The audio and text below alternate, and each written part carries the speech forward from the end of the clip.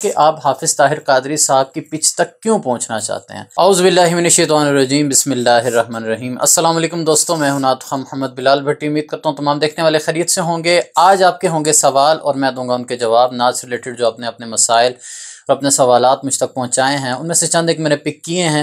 इंशाल्लाह ताला गाहे बागाहे इसका सिलसिला जारी रहेगा। आपके सवालात हम प्रोग्राम में शामिल करते रहेंगे। तो आज के चुनिंदा सवालात और उनके जवाबात की तरफ चलते हैं। चैनल पर नए हैं तो प्लीज़ चैनल को सब्सक्राइब कर लें, वीडियो को लाइक कर लें। तो आइए आज की वीडियो का आगाज़ करते हैं। पहला सवाल हम तक पहुँचा है मोहम्मद फरहान भाई का। बिलाल भाई, मैं नात शरीफ ज़्यादा ऊपर नहीं पढ़ पाता जैसे हाफिज ताहिर कादरी पढ़ते हैं। मुझे नात शरीफ पढ़ने का बहुत शौक़ है। प्यारे भाई, सबसे पहले तो इस बात को समझ लें कि आप हाफिज ताहिर कादरी साहब की पिच तक क्यों पहुंचना चाहते हैं। हाफिज साहब को माशाल्लाह मैं ख़ुद अपने बचपन में सुनता रहा हूँ। ठीक है, जब मैंने स्टार्ट किया था, जब मेरी बिल्कुल स्ट्रगलिंग एज थी, उस एज में मैं स्टार्ट पे हाफिज ताहिर कादरी साहब को बहुत सुना।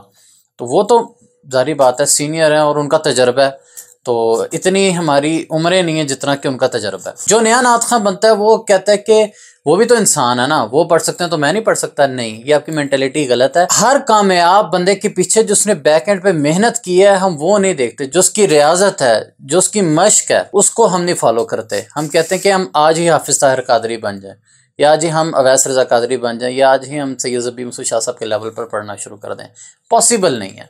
इन लोगों ने अपनी ज़िंदगियाँ लगा दी इस फील्ड में। कहते हैं ना कि हर फील्ड में पापड़ बेलने पड़ते हैं मकाम हासिल करने के लिए, तब जाके इंसान को वो स्टेट मिलती है। किसी को आइडियलाइज करना बुरी बात नहीं है, जब आपकी फील्ड में आपका रोल मॉडल होना चाहिए, लेकिन इसका ये मतलब नहीं है कि आप उसे कॉपी करना शुरू कर दें। अगर आप उसकी पिच तक नहीं पहुंच पाते तो आप फिर डिसहार्ड होकर बैठ जाएंगे। ऐसे नहीं आपने करना। आप किसी भी सीनियर को सुने। अब मैं अपने स्टार्ट की बात करूं, आप सब जानते हैं कि मैंने अपने बिल्कुल स्टार्टिंग लेवल पर फरहान अली कादरी भाई को बहुत ज़्यादा सुना। ठीक है, जिनको मैं अपना पहला रूहानी उस्ताद भी मानता हूँ। उसके बाद जो क्लासिकल कलाम की आशनाई है, जो म्यारी कलाम पढ़ने के हवाले से मुझे आगाही मिली, जनाब क़िबला सैयद ज़बी मसूद शाह साहब, उनके बहुत बड़े एहसानात हैं मुझ पर। उन्हीं के दिए हुए असबाक मैं आप तक पहुँचाता हूँ। तो मतलब ये मेरे रोल मॉडल रहे हैं। यूँ तो मैं तकरीबन हर सना खां को सुनता हूँ, जहाँ से अच्छी चीज़ मिले उसको अडॉप्ट कर लेता हूँ। लेकिन अगर मैं कॉपी करने बैठ जाऊँ तो फिर मैं कॉपी कैट बन जाऊँगा। ठीक है, जिंदगी में आपने याद रखना है, कॉपी कैट नहीं बनना। सीनियर से इंस्पायरेशन लेकर, सीख कर अपनी राह चुननी है। अपने आपको अल्लाह पाक ने जो आवाज़ दी है, जितनी पिच दी है, अपने उसमें रहकर अपना आप मनवाना है। तो लकीर का फ़कीर अपने ज़िंदगी में नहीं बनना। आप उनके पढ़े हुए कलाम पढ़ें, ज़रूर पढ़ें, लेकिन अपने अंदाज में, अपनी आवाज़ की पिच में, क्योंकि हर इंसान का एक वोकल कॉर्ड है और हर इंसान के वोकल कॉर्ड का स्ट्रक्चर मुख्तलिफ है। किसी की मोटी आवाज़ है, किसी की बारीक है। और याद रखें, अगर आपकी आवाज़ बारीक है और आप किसी भारी आवाज़ बेस वाले सना खां को पसंद करते हैं, आप कहते हैं मेरी बेस वाली आवाज़ हो, तो ये पॉसिबल नहीं है, क्योंकि आपका वोकल कॉर्ड जो है वो बारीक टोन का है, आपका उसमें बेसी आवाज़ नहीं है। तो आप जानबूझ के अगर उसके अंदर बेस डालने की कोशिश करेंगे तो वो साफ सुनने वालों को पता लग जाएगा कि ये बनावटी चीज़ हम सुन रहे हैं।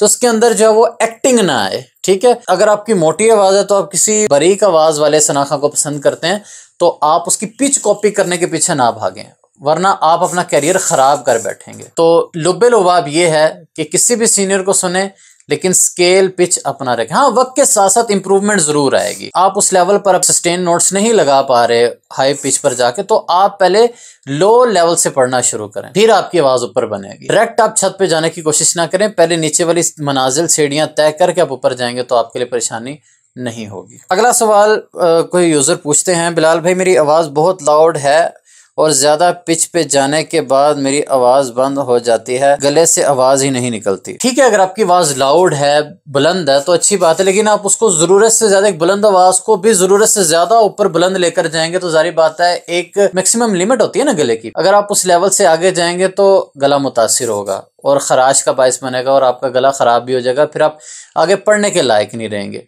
तो हर इंसान को अंदाजा होता है कि मैं किस लेवल तक जा सकता हूँ, आपने उसी लेवल तक रहना। उससे आगे जाएंगे तो आप अपने साथ ज्यादती कर रहे हैं। तो आपने रियाज जरूर करना। रियाज का मतलब ये नहीं कि आपने गला फाड़ फाड़ के जो है चीखना चिल्लाना शुरू कर देना। कुछ लोगों की मिथ ये है कि हम एक दफा अपना गला खराब कर लें, फिर ऐसी सुरीली आवाज निकलेगी ना कि हाँ हम नुसरत फतेह अली खान साहब के लेवल पर पढ़ना शुरू हो जाएंगे। कुछ लोग इस तरह से गलत मिथ का शिकार हैं, अपना गला खराब कर बैठते हैं। जितने बड़े साथी गुजरे उन सब ने एक तरीके से रियाज किया, किसी ने भी इस तरह गला फाड़ के चीख चीख कर प्रैक्टिस नहीं की। प्रैक्टिस जरूर करें, लेकिन एक तरीके से इतदाल में रह के। इतदाल क्या है, इस पर मेरी काफ़ी सारी वीडियोस भी हैं। सीक्वेंस ऑफ रियाज के हवाले से मैंने वीडियो बनाई थी, जिसके अंदर मैंने बताया कि आप अकारों का रियाज करें, फिर सात सुरों की प्रैक्टिस करें, फिर कलाम की प्रैक्टिस करें, फिर आप सांस लंबा करने के लिए आप सांस इनहेल करके उसको मैक्सिमम टाइम अपने अंदर जो वो रोके रखने की मशक करें, इससे आपका सांस लंबा होगा। काफ़ी सारी ऐसी टेक्निक्स होती हैं मशक की, तो लेकिन करनी है आपने ठीक तरीके से। और ये आजारी बात है, आपको जो आपसे सीनियर है वही आपको बता सकता है। बेहतर है कि आप बाकायदा किसी से सीखें, ताकि आप यूं ही अपना टाइम वेस्ट ना करें, बल्कि आपको एक गाइडलाइन, एक मेंटर मिल जाए तो आपके लिए मशक करना आसान हो जाएगी। फेसबुक पर एक मेरे भाई का कमेंट आया, साकिब जावेद सुल्तानी साहब का। अस्सलाम वालेकुम बिलाल भाई। वालेकुम सलाम। क्या अगर हम ऐसे ना पढ़ सकें तो क्या आका सल्लल्लाहु अलैहि वसल्लम हमारी बेसुरी आवाज़ को कबूल नहीं फरमाएंगे? बहुत अच्छा सवाल आपने किया। देखें भाई, सुरीला पढ़ना और मेहनत के साथ पढ़ना, इसका ये हरगिज़ मतलब नहीं होता कि इसका ताल्लुक कबूलियत से है। हरगिज़ इसका ताल्लुक कबूलियत का नहीं है। वहाँ पर तो कबूलियत उसकी भी हो जाती है जो गूंगा है, जो बोल नहीं सकता, उसकी भी सदाएं वहाँ पर कबूल होती हैं।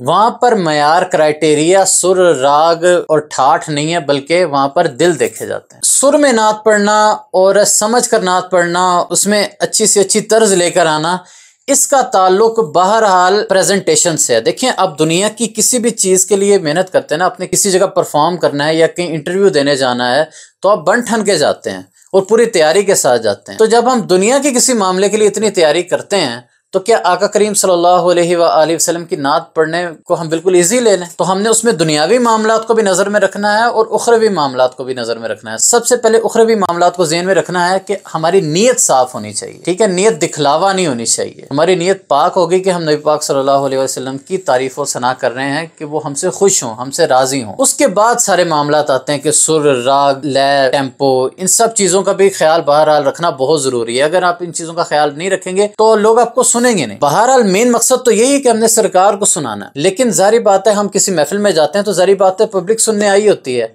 तो हम जितना अच्छा और मयारी और सुरीले अंदाज से पढ़ने की कोशिश करेंगे, लोग ज़्यादा सुनेंगे, लोगों के दिल में इश्क़ मुस्तफ़ा सल्लल्लाहु अलैहि वसल्लम उजागर होगा और लोग नात की तरफ रग़बत इख्तियार करेंगे। ठीक है, इन चीज़ों को मद्देनज़र रख के कि हमें अच्छे से अच्छी कंपोजिशन में, अच्छे से अच्छे अंदाज में, अच्छे से अच्छे सुर में नात पढ़ूँ, ताकि लोगों के दिलों में मेरी आवाज़ के ज़रिए नात का असर पैदा हो और लोगों का शौक़ बेदार हो कि वो भी नात की तरफ सुनने के वाले से या पढ़ने के वाले से राग़िब हो। लोगों का शौक़ किसी म्यूज़िक की तरफ, गाने, गज़ल की तरफ से हट के नात की तरफ आए। तो आपने इस नीयत के साथ अच्छे से अच्छे राग और सुर का इंतखाब करना है। इसका ताल्लुक कबूलियत के साथ नहीं है। ये अपना कंसेप्ट आप क्लियर कर लें। काफ़ी सारे सवाल अभी बाकी थे, लेकिन मैं आखिरी टिप की तरफ चलूँगा कि अगर आपका कभी गला ख़राब हो तो आपने प्रैक्टिस नहीं करनी, ठीक है? बहुत शदीद गला ख़राब हो तो आप गले को रेस्ट दें, शहद का इस्तेमाल करें। नीम गर्म पानी के अंदर आप शहद डाल के आप सुबह शाम लें, और उसके अलावा नीम गर्म पानी के गरारे करें। और सेल्फ मेडिकेशन आपने नहीं करनी। सेल्फ मेडिकेशन क्या